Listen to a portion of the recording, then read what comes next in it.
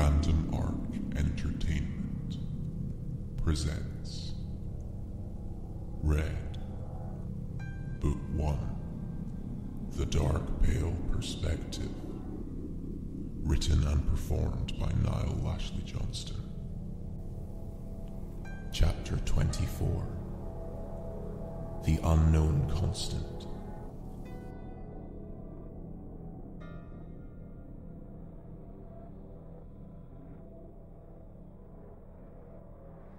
The puppet master sat on his self-proclaimed throne, monitors all around, the only light source in the large fogged room. Spread across the various screens was life. Everyday life. Everyone's life. It was simple enough, really. Technology plus complacency multiplied considerably by convenience equals control. But a certain kind of control. Not total. Not noticeable, yet powerful. The previous formula, however, was only part of the problem. It was the other part that the puppet master had spent most of his existence, which was considerable for a plethora of reasons, trying to find out. There have been various experiments carried out over the years, the decades, the centuries, most of which designed by the puppet master himself, that played a considerable part in shaping life as we know it today. As they know it today. Various somewhat natural disasters, some small and large-scale wars, strategically planned births and deaths, all for curiosity on the puppet master's part. Curiosity and progress. He didn't used to be the type that started wars for the sake of curiosity, usually favoring patience and impartiality until it came to the crunch. After the decision was made, however, and war was declared, whichever way, he would throw himself in and swim. He would do what he did best. Manipulate. On more levels than anyone could count, human or otherwise. As his lifespan continued, his confidence grew. His philosophies evolved just as the human race evolves. The idea that conflict breeds creativity and therefore progress became more prevalent in his mind, and so his influence grew. It became more complex, more convoluted, and that did not sit well with others like him, because there were others like him. Many, and the puppet master himself had spent a great deal of time creating life that he would call his own, even if they disagreed, as they often did. All those creations, all those lives, they made their own choices despite the puppet master's best efforts, and now some had turned on him, and had now become genetically enhanced flies in the ointment. They, the defectors as the puppet master called them, were initially created and bred to serve various purposes that he may deem necessary, and both during and after their creations, experiments were carried out on them, for current and future purposes. They were test subjects, lab rats, soldiers. The puppet master's genetic playground. The key was the humans, their physiology, their various lifestyles, their creeds, their very bloodlines. So much was, and is, possible. For a time the defectors served the puppet master without question, committing atrocities that by design wouldn't keep them up at night, but also performing heroic acts that helped maintain what the humans came to know as the current representation of freedom. The acts of heroism, however, large and small, were far outweighed by the atrocities, and there came a turning point for many of the puppet master's firstborn children.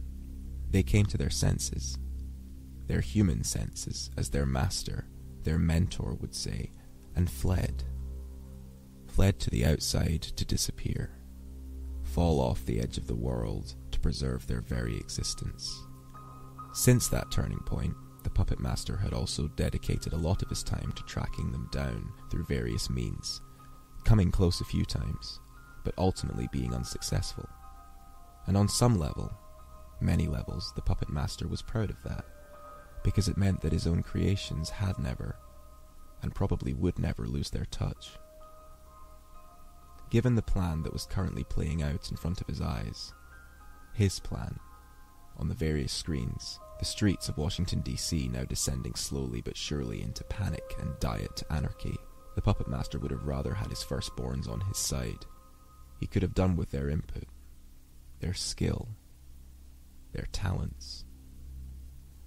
This plan went back a long time, so far back that his children had still been his. In the interim time, things had changed, and he had to make do. With a gesture of the hand, he brought the broken president's previously released address onto the main monitor, replaying it, enlarging it to capitalize the fear in Harrison's eyes and heart.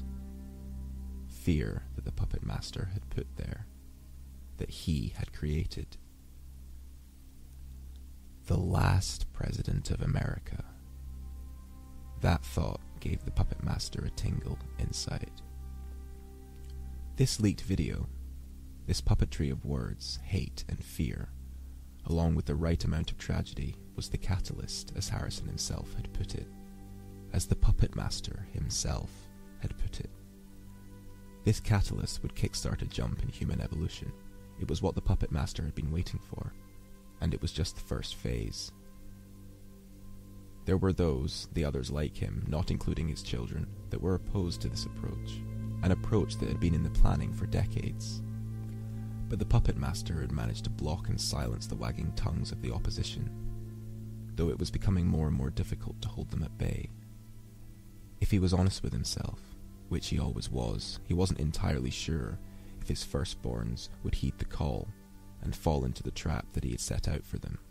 A trap that he was just about to set in motion as he used his other hand to reach for the phone.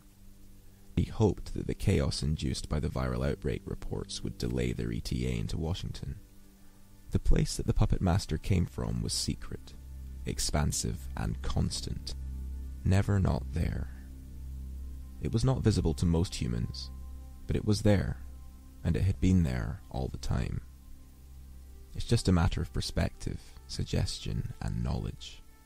Currently, however, the puppet master was sitting in a high-rise building in the city of Chicago, close and far enough from the action. However, he would be traveling closer soon, a lot closer. He picked up the receiver and put it to his ear, his physique currently human, a mask for all things unacceptable to the eyes of lesser species. It rang twice and was picked up in silence. "Have you made the call?" asked the puppet master, his soft voice another mask, but one he liked. "I have. Getting ready to leave now. I caught Foley during the president's broadcast." "Good timing," said the puppet master. "Good. Are you sure the kid will take the assignment? He knows nothing, and he's only been partially trained by the police." "He doesn't know anything yet, but that's the point. He has to learn, and it's time to bring him in." "Void will kill him." "I doubt that," replied the puppet master. "The boy will play his part, Void will play his, etc. We've been over this." "If you're sure." "I am," snapped the puppet master. "What about the girl?" he added, standing up and turning to regard the view out of the window behind him. "I've got a location. Just need to create the right kind of distraction." "Let me worry about the distraction. In the meantime, you should check up on our faithful delivery boy. He'll no doubt be somewhat confused as to where to go from where I've put him." "And where is he to go exactly, sir?" The puppet master smiled, turning back to view another screen on his vast display. This one depicted a view of the main hall of the Capitol building. The bodies, the blood, the muted screaming, the progress, and the quarantine that would soon fail. "Nowhere." Then he laughed. That man signed his own death warrant.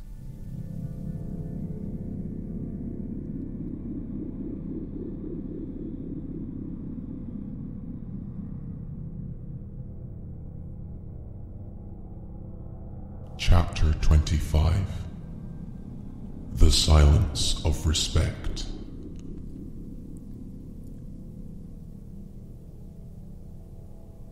Detective Robin Marek was having one of his bitter days. He was 34 and had been a police officer working in the Chicago Police Department for the last 9 years, making detective after his 4th. He was one of the good guys, someone who obeyed orders yet took initiative when the rules didn't make sense. The entire world was a shade of grey, but that shade varied depending on where you were standing. In the beginning, Robin was a man who had always tried to stay on the lighter side. The dark paths he had walked throughout his career, though, and there were many, presenting themselves in the forms of disturbing cases, memories of his troubling childhood, and several near-death experiences. They had all altered his moral compass. There was no doubt that his sense of justice had also been strengthened, but the methods used, often behind closed doors, away from prying, official eyes, painted the picture of another kind of man. Since Robin was a child, he had been plagued with terrible nightmares. His father was the same. It was one of the things that had made him such a bastard. There was a difference, however, between him and his father's dreams. Aside from the differing subject matter, an obvious variable due to the separate experiences lived, his father could hardly ever recall his dreams. He could recall how he felt, the terror, the confusion, the occasional feeling of relief towards the end. But as to what happened or why, the occasional glimpse was all he ever got, and that was a constant source of frustration to him, being unable to decipher his pain. This pain made worse by the fact that his son, another source of frustration, was able to remember every detail of his own dreams, almost perfectly. But they were almost always just fantasies woven by Robin's own brain. Occasional historical moments he wasn't even aware of prior to the dream, relived through his eyes, fresh, and almost real. And so, Robin's father looked to temporary sedation as a way through his own blurred nightmares. And it worked. Mostly. For him. But for everyone else around him, his family, his colleagues, and, as a police officer, the suspects he questioned. It was hell. He was now retired, but had spent his life in the forces, first in the army, then as a cop, determined for his only son to follow in his footsteps. He was a traditional man, old-fashioned, especially when it came to discipline. The discipline that had been dealt out to Robin and his mother, Diane, on a daily and sometimes an hourly basis, the beatings mostly, was almost the only physical contact that Robin had ever received growing up. And that contact would commence if you said the wrong thing. Nobody dared speak back to Johnny Marek. Well, you could, but you'd be sorry. He always went on about how he came from nothing, and how he made the rank of lieutenant by grafting his ass off, which to some extent was true, but he never talked about how he was doing his job to support his family, or make the streets safer. It was almost like the job was just for him, to prove to others around him that he was a nobody, and now he was somebody, and that hard work pays off. Of course, there was plenty of playing, plenty of drinking, plenty of philandering too. Robin grew up with bruises and cigarette burns, inflicted weekly, sometimes daily. He developed a reputation for clumsiness at school because he was always shaking. He didn't mind being known as the clumsy one. It was either that or be known as the boy who was physically abused by his father. He didn't want to stand out, which he wouldn't have, much. It wasn't exactly uncommon, but the malice, the ferocity with which these beatings were doled out, there was something different about them, and it scared Robin too much as a child to open up, let alone do something to stop it. Also, if the news of his abuse got back to his father, which was common when your dad was a cop, it would only make his home life worse.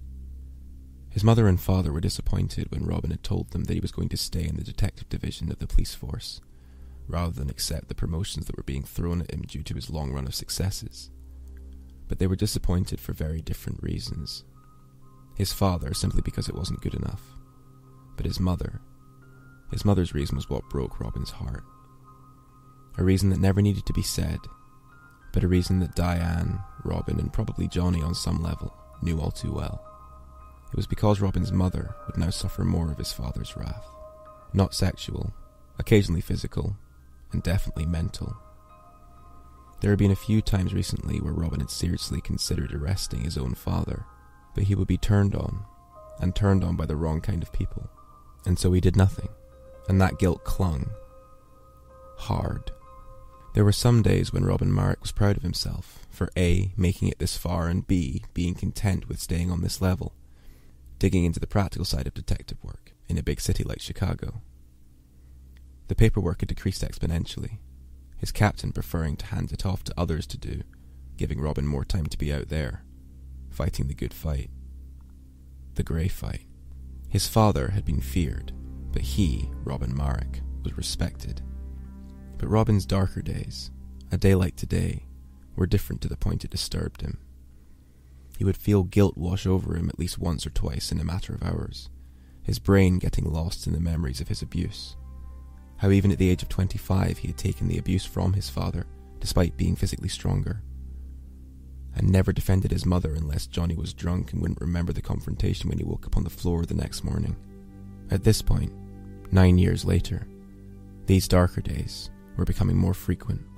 Today was the worst it had been in months, and it was with good reason. The TV that was anchored in the corner of the room, near his desk in the main hall of the precinct, was grabbing everyone's attention. The captain's assistant, an ethnic woman with plenty of wit and nerves of steel, dropped her coffee. That was what Robin Marek had heard, which made him snap out of his grim revelry, look up from the case notes he was reading over, and focus his attention on Doug Harrison. Robin had been snowed under all day with various reports of a tragic helicopter crash on the top of a new build in the centre of Kimbark Avenue. The accidental rotor blade mutilations of the innocents on that rooftop were quickly falling away from the front of Robin's mind. Even a possibility of foul play within the case notes wasn't enough to make him look back down. It was that look in Harrison's eyes, and the silence all around him as they took in his words. As he watched, his blue eyes widening, his chiseled jaw clenching, his brown, slick-back hair standing on end, Robin thought back to before Harrison's inauguration, before Obama's death. Everything had been so different. There were more cops on the streets, crime was down, and Robin wasn't constantly exhausted. Now, though, with resources running low the nation over, federal manpower running on fumes due to people stepping down to find safer and more lucrative work in better cities. Safer cities. Throughout his first term, Harrison had turned up the heat on a pressure cooker of frustration that was now on the brink of exploding. It was so dangerous out there now. Crime lords were at each other's throats, which they would be since there was less money to be shared around. By the end of the night, if you were lucky, you wouldn't be recovering from a brawl of some kind. Cops have families too, and so some of the cops who still could ended up choosing their families before it was too late. They chose life. Of course, the less cops you have, the more crime you have, and as a cop, fighting for your life was commonplace now, more so than it had ever been before. For the whole 5 minutes Harrison was talking, nobody said a word, which was unusual given the amount of angry gossip that flared up whenever any self-respecting American citizen saw his face. Those faces were frozen now, Marek's included. Even when the transmission had ended, nobody said a word. The only sound was the creak of Captain Ben Foley's office door opening. In that moment, Marek stood up from his seat, silently stretching his tall frame, and nodded, and with everyone now staring, followed the captain into his office. Marek sat down opposite Foley, the silence that filled the outside room now creeping in through the cracks. It was almost as if Foley was preparing himself. Marek waited patiently, putting his hands together and leaning back in his seat. "So," said the captain, now leaning forward. "What do you need, sir?" Marek said, looking right in his eyes. Foley took a deep breath. "I've just had some a-hole from upstairs on the phone, telling me to ship you out there." "Out where?" "Where do you fucking think?" The captain pointed at his own television, now covered with a news report of Harrison's speech. Robin stared at his stress-lined face, now freeze-framed in the top right-hand corner of the screen, beside the muted female news anchor. Robin scratched his head. They want me. Out there. There's a special assignment you have been selected for, said Foley, sounding uncharacteristically official. Apparently, it's not up to me anymore. I heard they're even airlifting reinforcements from neighboring cities and states to help contain the panic, which should be hitting boiling point right about now. Why me, sir? Marek asked. I'm sure there are plenty of other people more qualified. You haven't even heard what the assignment is yet, snapped Foley. Whatever it is, it's going to become a war zone. And not only that, a viral war zone. I'm aware of that, Detective. But considering the way things are here, he gazed out the window, taking in the heavy, early darkness, the rain, the premonition of pure terror. The way things are here, it'll end up being as bad, if not worse. Viruses survive by spreading from area to area through various different means. It'll get here eventually. Whatever it is. We don't even know that. Robin considered this for a moment. We need details. I don't have any, Foley said, looking somewhat defeated. What do you have? Robin asked.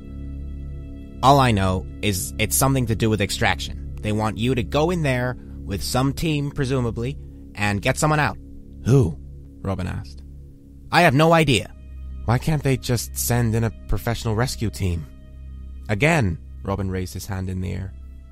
Not exactly qualified. You can handle yourself? And I don't know, they need some kind of mediator. Mediator? Robin's frown deepened. Well, you are good with people, Foley said. But how do they know that? The captain shrugged. It seemed that Foley was just as in the dark as Robin now felt. Maybe. Robin looked back at the TV that had suddenly become alive with news studio debates on Harrison's speech. The fact that there was barely any news coverage of DC when a vote like impeachment was going through was automatically worrying, although clearly nobody had anticipated an attack on this scale, or of this nature. At least not the people that mattered. Marek was one of the few that had paid attention to Harrison's deterioration. Most of his colleagues focused on their hatred for him, shrugging off the small details that depicted a man in pain, a man in trouble. Obama was proof of the fact that being president ages you quite quickly. Marek remembered seeing a photograph of him in 2015, comparing his aesthetics from January 2009 to December 2012. The grey hair and the ever-deepening stress lines, Obama's dark eyes, that to Marek resembled what he perceived as the tone and colour of agony. And Harrison was no different in that regard. But there was something about him that was different. He had seen, or felt, tragedy recently in his life. It looked like he had suffered another mental breakdown during that speech he had just made.